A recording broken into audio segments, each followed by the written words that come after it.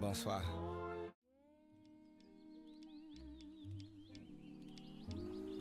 This couldn't happen again. This is that one.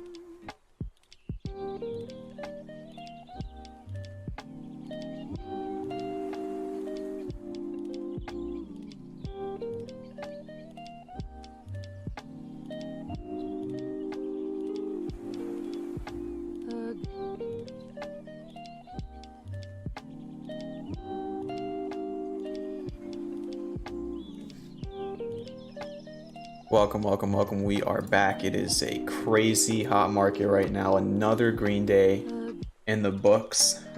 Very crazy price action. AI, the actual stock AI, was up 33% today. We're going to get into all the AI names. We're going to talk about whether or not they are the future or just a bubble. Actually, have a very specific viewpoint on that. We're going to be starting off with crypto, then going into other markets, and then I'm going to be talking about stocks.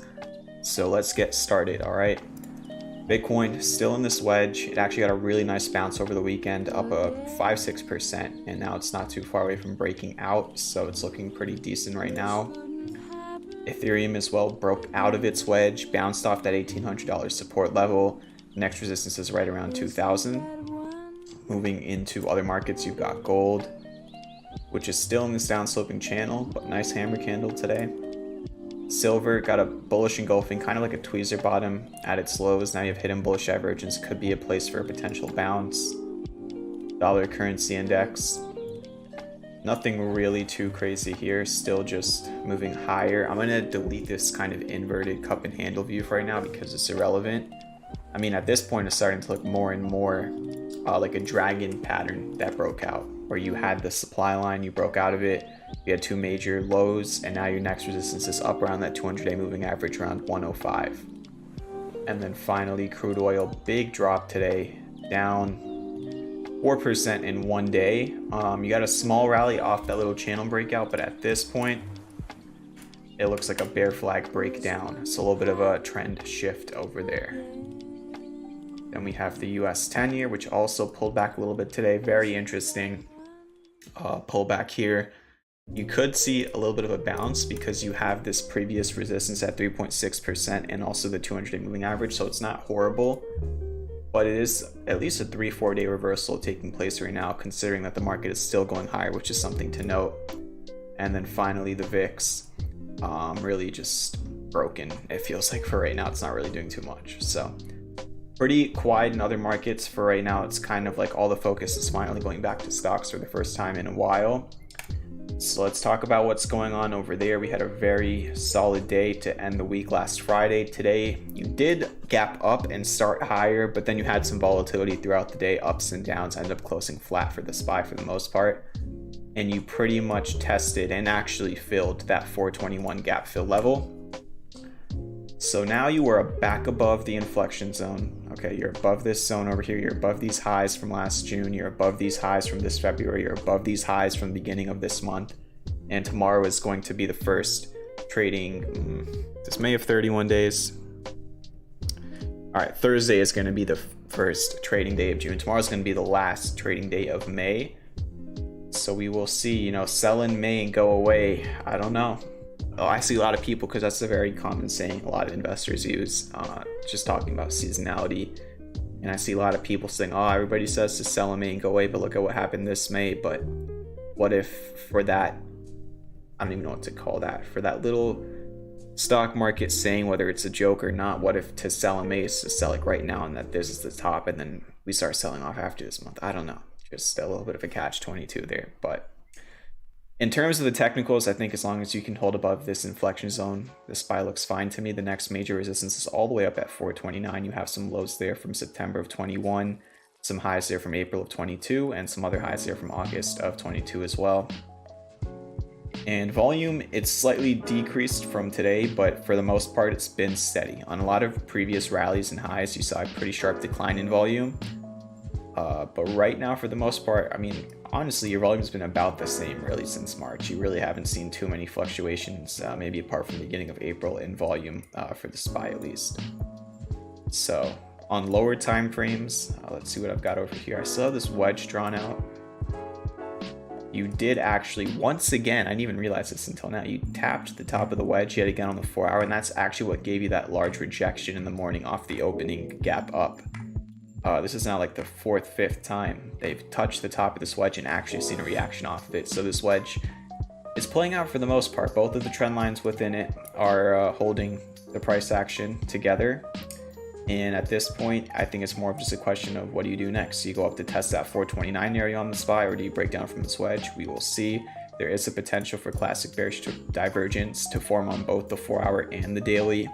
So even if you continue wedging up until that point, you could end up with classic bearish divergence at the top at that level, and then sell off a lot of potential scenarios. And then we have the 1 hour chart, which kind of looks like a cup and handle.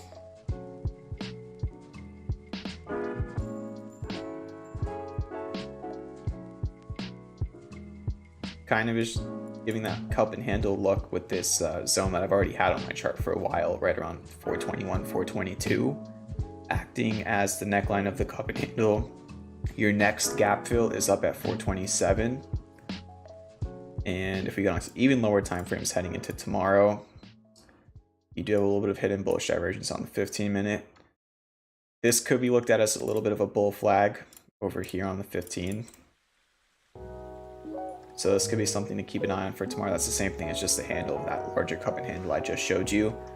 But on like lower time frames, there's 2 key levels that I want to talk about heading into tomorrow for the SPY, which is that and this. Okay, apart from this little dip right after lunchtime, early afternoon, apart from that little dip, this was pretty much your range for the SPY. Today was about a 1.5 point range. So you have 2 well-defined lows at that 419.68 and then 2 highs at 421. So those are 2 key levels on watch for tomorrow. What is up, Corey, Danny, AK, the guy, D, and Mr. Robinson in the chat? The guy is saying on the weekly, you got a shooting star on Apple. Okay, take a look at that really quickly. Yeah. I didn't even realize that you got a gap up like that. So you do have that potential. But again, today was the first trading day of the week. So we'll see how that ends up closing. However, if we zoom out over here, there's a lot of different ways to look at this. One way is a bull flag that broke out on the weekly. Another way is a right angle descending broadening wedge. Those are 2 bullish patterns on the weekly. However, you are losing volume on this rally. You're losing positive momentum. You're nearly overbought on the RSI. You're definitely going to be at your upper Bollinger Band or almost there. So there is some overbought signatures on the chart on the weekly, but your longer term structures are still kind of bullish. Obviously, the trend has pretty much always been bullish. So I don't know. We will see, but this is definitely a very big inflection zone for Apple. But speaking about tech, let's talk about the Qs, which had a monstrous day last Friday, up 2.5%. Still a green day today, even though the candle's red. You just ended up closing lower than you opened, but you did gap up. You closed the day up 0.5% compared to Friday's close. And a very interesting thing here is that this 348.5 level, which is kind of these like 4 or 5 days of highs, as well as this gap fill from the beginning of April last year, was really where you closed last week at a very big level, but actually somewhat flipped into support today.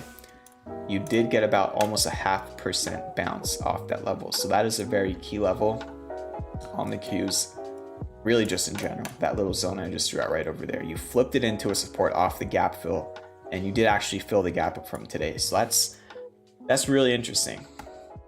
You are losing momentum on the 1 hour, but again, if we go down to like really low time frames here, same thing like I talked about on the SPY. We got this potential bull flag setting up for tomorrow. So it will be interesting to see. I think really it's either you break out of that bull flag and maybe retest today's highs, or you somehow not somehow, it's definitely very possible. You break under that zone, which was your close last week and your low today, and that could set up a pretty decent sell-off. There's not a lot of support for a couple of percent beneath you on the Qs. So we will see, but nonetheless, anything can happen. You had a rising wedge break up, and that obviously sent the price action really high. You have a falling wedge slash flag, which could break down, and that could send the price right back down. So we will see. All right, so that's the QQQ. You are overbought on the RSI, highest level since all-time highs for the RSI and the QQQ. For the ARK ETF, another one at a very key inflection zone. It actually did break above. If we just take everything off the chart for 1 second, it broke above and actually back tested the 200-day moving average over the past few days, which is interesting. But you're still testing this level right over here. So that's still a very, very key zone right around $40 for the ARK ETF. And nonetheless, you are inside of a massive triangle. Shout out Zeke for spotting this. So very huge breakout test for the ARK ETF right now. Small caps still not doing much. The Qs and SPY are pretty much making their new yearly highs, and the Russell is really a few percent away from yearly lows. So small caps still have not seen the type of momentum that stocks with larger market caps have seen. We'll see whether or not that changes. But that, for the most part, is what's going on in the overall market. So let's get into some individual names now. Just a quick look at the swings. AMC is not doing too well. It's actually it tested the stop today, so it's kind of like the last hope right over here for this swing. You've got the potential hidden bullish divergence still. You did get a decent wick off lows today, but you're slightly under that critical area and that first bottom of that potential double bottom. So it's hanging on by a thread, but it's starting to look a little bit weaker here. We'll see. Next up, SoFi. Huge day for SoFi. This is a very new swing. Alerted for free in the Discord. It's currently up about 13%, of which 11% came from today. It was up 11% today. It gapped above the 200-day moving average, flipped it into a support, and then closed right at this wedge breakout test. It's testing a breakout as we speak. So if it can just get that break above and confirm it, then really there's no resistance until the first target, which is your high from the first of this month. So huge day for SoFi. Fisker had a decent day. It was up a couple percent after a couple rough days to close last week. But you did reclaim the 650 level at the close, which is important. If we get onto the 4-hour time frame and we zoom out over here, you got a break hook and go setting up off of that falling wedge. You broke out of it, you back tested it, then you got a bullish engulfing candle on the second 4-hour candle of the day. You've got triple hidden bullish divergence. So if you can just hold this mid 6-hour level, that would be great. It's really that simple. Whether or not it can do so, we will see. Qualcomm, another swing, actually hit its first target today. It's currently up about 10% since the alert. It's been a few days just down here doing nothing, and then you see what happens with these chip names, and boom, the last 3 days it's literally just gone straight up. So very nice move right off the same lows from last November, which is why I had the stop just under them.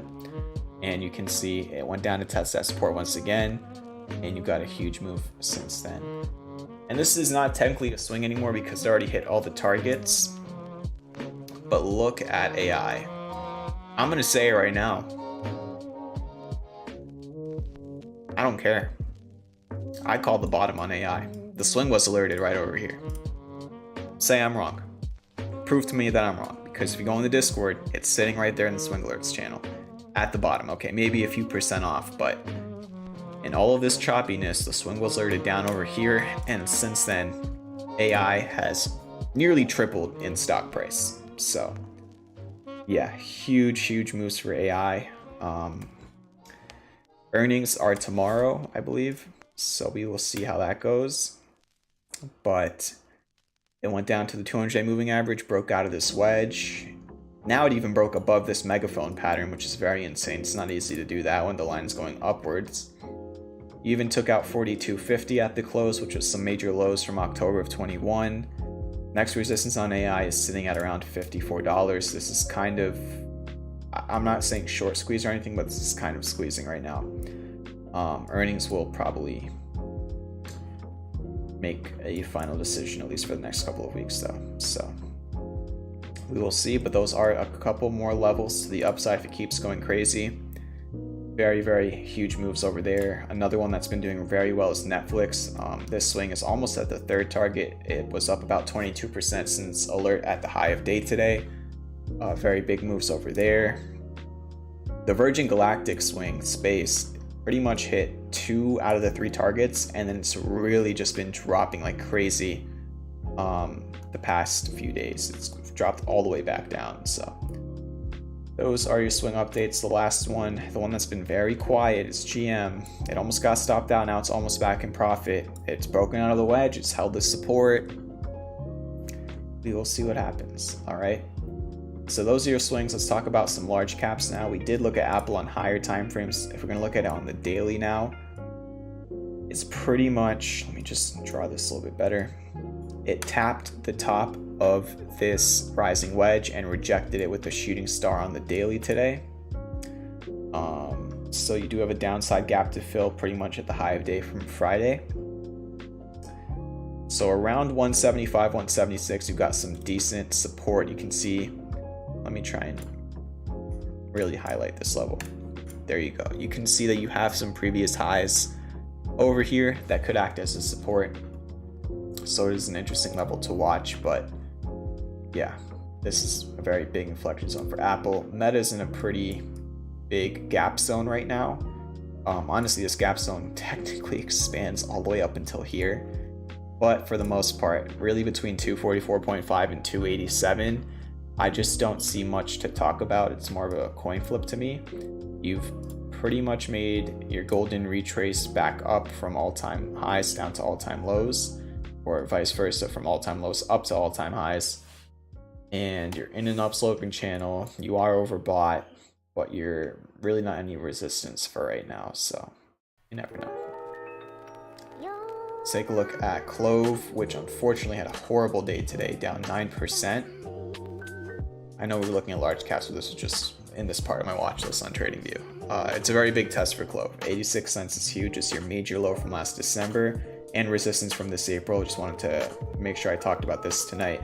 This is a very key test for Clove. One other thing that I want to do is redraw that and then redraw this. Starting to form a down-sloping channel, but you did reject the breakout. Continuing on with large caps, Google really just consolidating for the last week. But one thing that is very interesting, keep an eye on, is on the 1 hour chart, you've got this bullish pennant forming. So this could break either way, but it is a bullish pennant, so we will see which way it breaks. But textbook bullish pennant is forming for Google right now, getting above 126, 127-ish. You're still kind of testing these major lows from the beginning of last year. If you can really break above this zone, you've got a gap fill sitting all the way up at like 134-ish, which again, it's crazy because this was just at like multi-year lows at the beginning of this year, and now it's more than halfway back up to all-time highs. So very crazy move back to the upside for a lot of these tech names. Continuing on with some large caps, Tesla up 4% today. I did tweet this out last week. I tweeted out the breakout of that downsloping channel. Today you did get a close slightly over the 200-day moving average. You've still got resistance in this area, however. Actually some pretty big resistance right over there. So that's the next big test for Tesla. We're gonna go over to a weekly time frame. Take a look at this. The bullish cipher slash down sloping channel slash smaller wedge breaking out. So if it can really get above this, that'll be interesting. Even if we look at it like this, it's kind of like a cup and handle in there as well. So big test for Tesla. Let's talk about AI now. All right, are AI stocks the future or a bubble? Here are my thoughts. Right now, I think a bubble is starting to form for AI stocks. They are moving too fast, too quick, in my opinion. They are outpacing the natural growth of artificial intelligence, in my opinion, as well. However, they are a bubble. The price action is very similar to that of almost any bubble I've ever seen. And I haven't lived through all the bubbles, but I've gone back and looked at all of them. But AI stocks are still the future. AI is still the future. That has nothing to do with the industry growing. I don't think there would be any reason for AI to stop growing. It's still going to continue to advance. And pretty much every single company is probably already starting to think of how to integrate artificial intelligence into their processes. So the price action you're seeing is bubble-like, but the industry itself is not already going to be, probably already is the major industry. It's just where we're at right now. So I don't have any interest in gambling with any of those crazy moving AI stocks right now, but I would definitely keep an eye on companies that haven't gotten crazy moves and which are integrating AI into their business model that could profit off of that. It's more of a transition to me than anything else. I think looking for companies that are transitioning into it successfully is very key. But you can't look at a name like Nvidia or AI stock today and say that the stock price moves in the last 2 weeks are justified by their business growth. They just aren't, in my opinion. They might be very forward-looking, which sure, that's how most stocks move. That's how the whole market moves. But you have to be very careful because we've seen this time and time again. We saw it with SPACs. We saw it with pot stocks. We saw it with the dot-com bubble. They'll keep going crazy until one day some of them just not crash all the way to all-time lows, but lose a very, very large amount of those gains. And it's typically the people that are retail investors that are buying in like crazy are on the top. So I don't know if that's close or not, but I have more of an interest in finding more quiet names related to AI than trying to go crazy with Nvidia or names like that. A good instance of this was Adobe last week. It was probably my best trade last week. They have a really cool Photoshop feature that just kind of rolled out with AI where you can generate stuff into an image. And I saw that as Nvidia reported the great earnings and AI stocks are going crazy, Adobe was very quietly getting above this triangle breakout on the daily. And I did kind of play this first initial move breakout off of that. So there's going to be stocks that can give you really good moves, but if we move over to a name like Nvidia, I don't care how good Nvidia is doing fundamentally, there's going to be a pullback to this at some point and it's probably going to be nasty. So we will see. But all opinions aside, let's just talk about technicals on these names as much as I can, even though when something is going straight up or straight down, I've said it multiple times before, there's not much you can really do. But you did close with a shooting star today. You've got a gap to fill right around 392. So these are, I guess, really the only levels that can be talked about for Nvidia right now, at least short term. And that's really it. There's no pattern here. There's no nothing on the daily. It is a straight up stock movement. We go to AMD. Look at that 131.28 level, which was highs from last February and the lows from December 2021. It did act as the top today. You did pierce almost halfway back down into this candle. We get onto a 1 hour time frame. A little bit of a diamond top there forming potentially. So I don't know. RSIs are getting overbought. Resistances are being met. I don't know if it's all the way to a bearish harmonic yet, but we can take a look. Not yet. If it were to go like up to about 140ish, you'd have a bearish cipher on AMD. Another name is MU, which had a rough day today. This was a premium swing and already hit the first target. Got very close to that 75.50 resistance, rejected it, pulled back today. So resistance is up there at 75.50. That $70 level is very key. It's this close from last Thursday and open from last Friday. You can see right over here that close flipped into your open. You didn't really drop back up to retest it. So let's say we look at this like a descending triangle over here. You break down from it, that could be your next level, around $70 to backtest.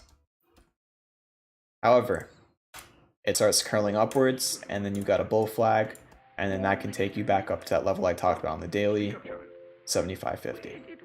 All right. We already looked at AI stock, crazy move there. Trying to think of other names. Palantir, same thing here. Well before any AI news or anything, we were looking at this wedge on the stream as it was breaking out, and since just the breakout itself, it's up about 50%, which is huge.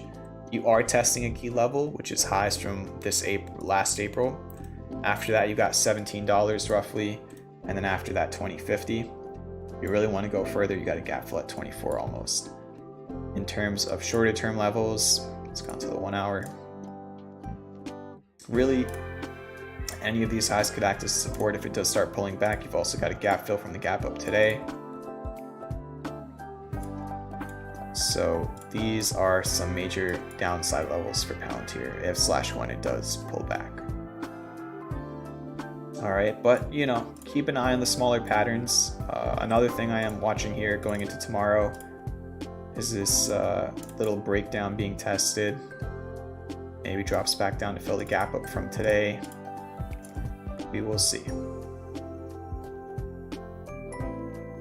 All right, one name I did completely miss today, which sucked, was Carvana. A lot of chatter on it on Twitter, and I was watching it right at the open, considering getting into calls on it, and it did basically create this massive triangle over the past few weeks, and it broke out of it today. It's a heavily shorted stock, I believe, but yeah, today it pretty much broke out of that. I can just chart it on the daily to make things easier. So you broke out of that pendant today on Carvana, I don't know how it's pronounced, and you went right up to the 200-day moving average to test it. So we'll see what happens here. Two names I was keeping an eye on going into the week. If you were in the premium webinar this week and I talked about them, was Ride and Mara. At one point today, Ride was up like, this is actually weird. Oh, okay. So this was, all right. So at one point today, Rye was up almost 20%. It closed up about 10%. Technically, it's still not even broken out. You still got the hidden bullish divergence here.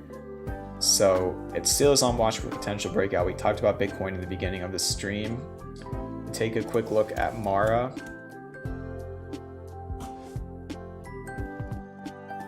Same thing here. You were breaking out at one point today. You did close up 5%, which is nice, but still technically hasn't broken out.